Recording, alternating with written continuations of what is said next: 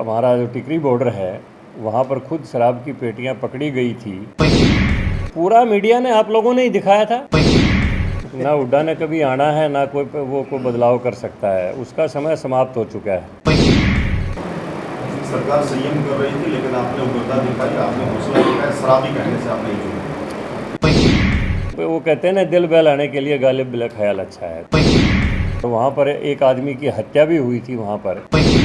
अब कांग्रेस का ही समय समाप्त हो चुका है। असल बात तो ये है, ना नौमन तेल होगा, ना राधा नाचेगी। आज आदमपुर चुनाव के बीच में आप सबसे बीच साथ में एक पत्रकार वार्ता करने का मौका मिला, शुभ अवसर प्राप्त हुआ है। तो मैं कामना करता हूं कि आपकी भी सबकी शुभ इच्छाएँ, संवेदनाएँ, भावनाएँ सब हमारे साथ रहेंगी। आपका भी पूरा सहयोग हमारी पार्टी को, हमारे उम्मीदवार को, हम सबको मिलेगा, ऐसी कामना करते हुए आपके जहन में अगर कोई सवाल है ऐसा, तो मैं आपसे ही ये कहता हूं कि आप अपने प्रश्न की कोई शुरुआत कर सकते हैं। तो पहले आप ही बता दो। देखिए, ये आदमपुर चुनाव जो उपचुनाव आज आ रहा है, माननीय कुलदीप बिश्नोई जी के त्यागपत्र के बाद उन्होंने भारतीय जनता पार्टी को ज्वाइन किया। भारत के प्रधानमंत्री नरेंद्र मोदी जी की नीतियों में विश्वास करते हुए, हरियाणा सरकार की कल्याणकारी योजनाओं के ऊपर विश्वास करते हुए उन्होंने भारतीय जनता पार्टी में अपनी आस्था व्यक्त की। उनके पुत्र भव्य बिश्नोई को हमारे प्रदेश के और देश की हाईकमान ने यहाँ से उम्मीदवार के रूप में चुनाव मैदान में उतारा। हमारी पूरी पार्टी पूरी निष्ठा जी जान के साथ इस चुनाव में लगी हुई है। सभी कार्यकर्ता बहुत मेहनत के साथ मतदाताओं तक अपने पार्टी का चुनाव प्रचार कर रहे हैं और सरकार की नीतियों को लेकर जन जन तक जा रहे हैं। और मैं आशा करता हूं, मुझे पक्की उम्मीद है कि भारी बहुमत के अंतर से हमारा उम्मीदवार भव्य बिश्नोई यहाँ से चुनाव मैदान में जीतेगा और भारतीय जनता पार्टी कमल का फूल यहाँ से आदमपुर में खिलाएगी। कल अगर बात करें आदमपुर उपचुनाव को लेकर के बीसी समाज, खास करके जांगड़ा समुदाय की अगर बात करें, तो उसमें जो बजलाल के साथ रहते थे, उनका नाम था रामजी लाल जी, उनके भतीजे ने कांग्रेस पार्टी ज्वाइन की। तो कितना प्रभाव उनके जाने से आपकी पार्टी का?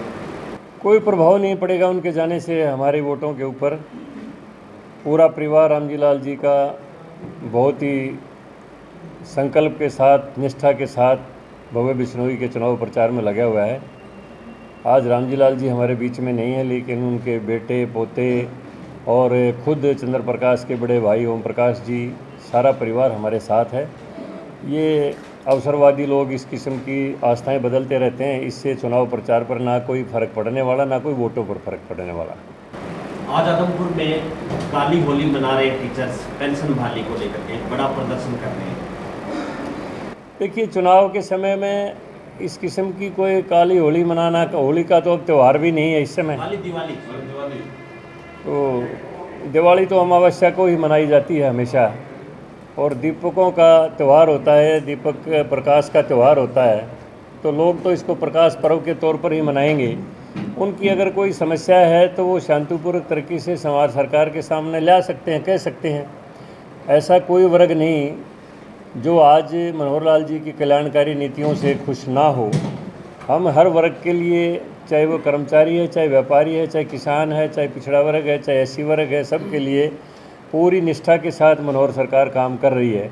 फिर भी अगर किसी को दिक्कत है तो उचित मंच के अपने ऊपर अपनी बात कह सकता है। चुनाव में इसको चुनावी मुद्दा बनाना ये एक सैद्धांतिक बात नहीं। कर्मचारी आज भी हड़ताल पे हैं। कल हमारे स्थानीय विधायक के घर के आगे उन्होंने धरना दे रखा था। सफाई कर्मचारी है वो, और पूरे शहर में उन्होंने कई दिनों से सफाई नहीं कर रखी।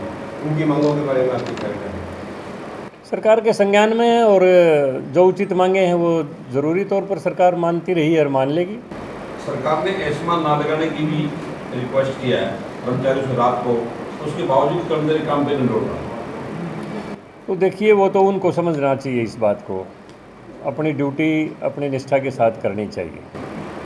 जांगड़ा साहब, आदमपुर का जो उपचुनाव है आप कह रहे हैं कि आपका जो उम्मीदवार है वो गठबंधन का उम्मीदवार है भव्य बिश्नोई, लेकिन आपके उम्मीदवार ने 12 अक्टूबर को शायद नॉमिनेशन भरा था भव्य बिश्नोई ने। उस दिन सिर्फ जो जेजेपी के प्रदेश अध्यक्ष निशान सिंह वो आए थे। आज करीब 10-11 दिन हो चुके हैं, कोई भी जेजेपी का नेता आपके साथ प्रचार में नहीं दिख रहा, लगातार उनके नेता नदारद हैं। इसको क्या माना जाए? तो गठबंधन में कोई खटास है या फिर उनकी जरूरत नहीं है प्रचार की? नहीं, हमारा एक दूसरे के ऊपर पूरा विश्वास है, कोई खटास नहीं है। और अभी दीपावली का ये त्यौहार का अवसर है और जैसे दीपावली के बाद 25 तारीख से ज़ोर शोर से प्रोग्राम सबके शुरू हो जाएंगे। उसमें जेजेपी के नेता भी शामिल होंगे, बीजेपी के भी शामिल होंगे और आप देखोगे हर नेता, चाहे वो बीजेपी का जेजेपी का, यहाँ पूरी मेहनत के साथ चुनाव प्रचार में आपको लगा हुआ दिखाई देगा। इससे जुड़ा हुआ एक और सवाल है मेरा, जब बड़ौदा का उपचुनाव हुआ था या फिर इलाहाबाद का उपचुनाव हुआ था, जो ये पीछे पोस्टर लगाया जाता है इसको लेकर भी सवाल खड़े हुए थे, लेकिन इस बीजेपी के पोस्टर को दुरुस्त कराया था, उसमें जेजेपी का सिंबल भी लगाया था। यहाँ कोई ऐसी आवश्यकता नहीं पड़ी क्योंकि वहाँ लगाया गया था, यहाँ नहीं लगाया। नहीं, ये बीजेपी के सिंबल पर चुनाव है, इसमें दोनों अलाइड पार्टियां दोनों अपने वैसे संयुक्त रूप से चलता है चुनाव का जो प्रचार अभियान है, लेकिन सिंबल में ऐसी कोई बात नहीं होती क्योंकि ये तो फिर लोगों में असमंजस आ जाता है। ये तो कमल का फूल का ही चुनाव चिन्ह चलेगा। रामचंद्र जी आप आज प्रेस कॉन्फ्रेंस के लिए आए, उम्मीद है कि हल्के में भी जाएं। हाँ, जाएंगे। उनसे वोट की अपील भी करेंगे। क्या उन लोगों से भी आप रूबरू होंगे जिनको आपने शराबी कहा था किसान आंदोलन किसानों से खासकर? देखिए, ना तो मैंने सारे किसान आंदोलन के बारे में कोई सवाल उठाया था। ये उस समय की बात थी जिस समय वहाँ पर घटना घटी थी।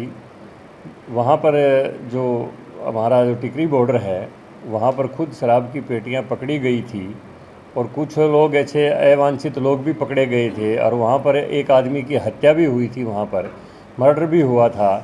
तो उस समय ये बात थी कि इसमें कुछ ऐसे तत्व हैं जो इस किस्म के हैं, जो नशे के आदी हैं और हैं।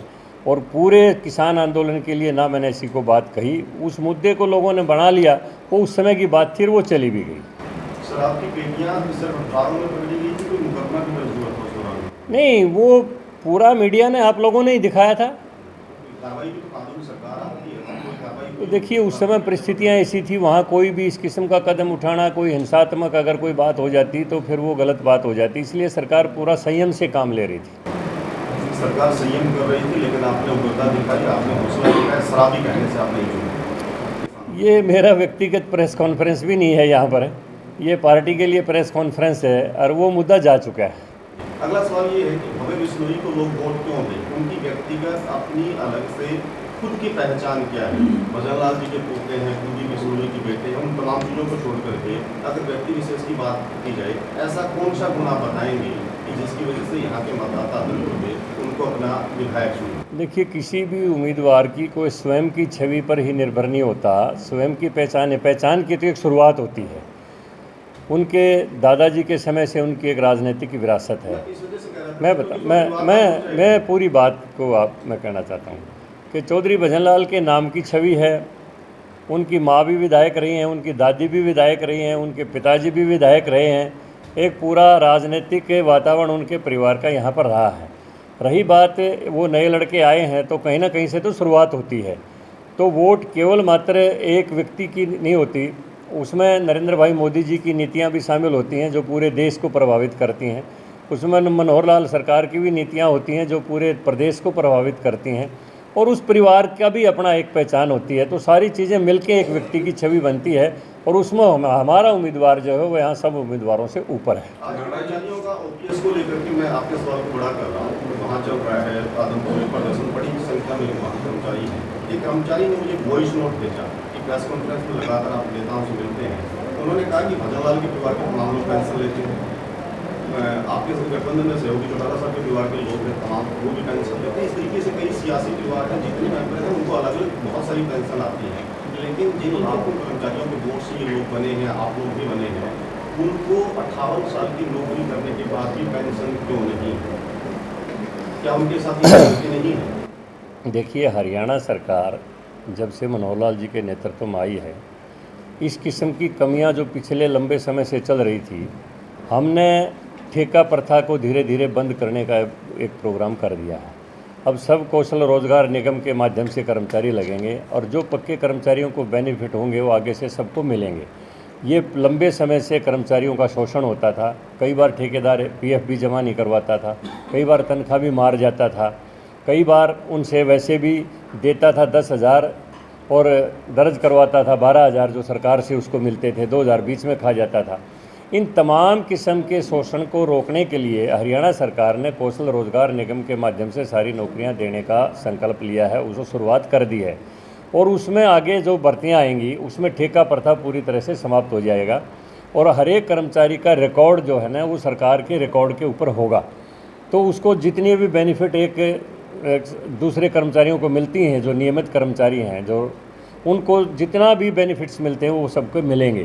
तो इसीलिए हरियाणा सरकार ने ये चालू किया है। इनको थोड़ा सा संयम रखना होगा, संयम रखेंगे तो धीरे धीरे सारे कर्मचारी कौशल रोजगार निगम के तहत आ जाएंगे। सरकार के पास पूरा डाटा होगा, उसमें आरक्षण नीति भी लागू होगी, उसमें सबका पीएफ भी जमा होगा, सबकी जो अन्य जो बेनिफिट्स होते हैं चाहे वो स्वास्थ्य की चाहे और हैं वो भी सब मिलेंगे। ठेका प्रथा को लेकर के मेरा सवाल नहीं, ओल्ड पेंशन स्कीम और न्यू पेंशन स्कीम को लेकर के मेरा सवाल है।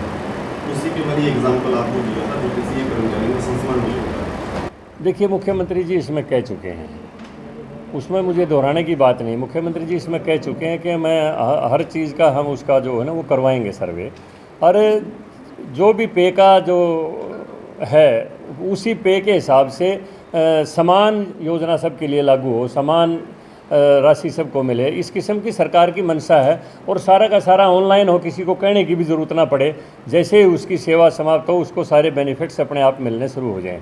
तो इस और हरियाणा सरकार गंभीरता से हर विभाग में कदम उठा रही है।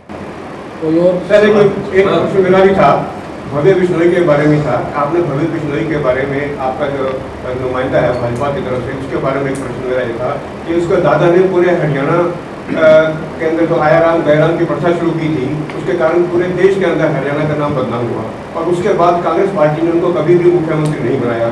उनकी माँ के ऊपर भी आपराधिक मुकदमे दर्ज है, उनके पिता के ऊपर मुकदमे दर्ज है, उसके खुद के ऊपर मुकदमे दर्ज है। ऐसा उसको क्या खास बात लगी आपको कि आपको इतने बड़े क्षेत्र में वो नुमाइंदा नहीं मिला?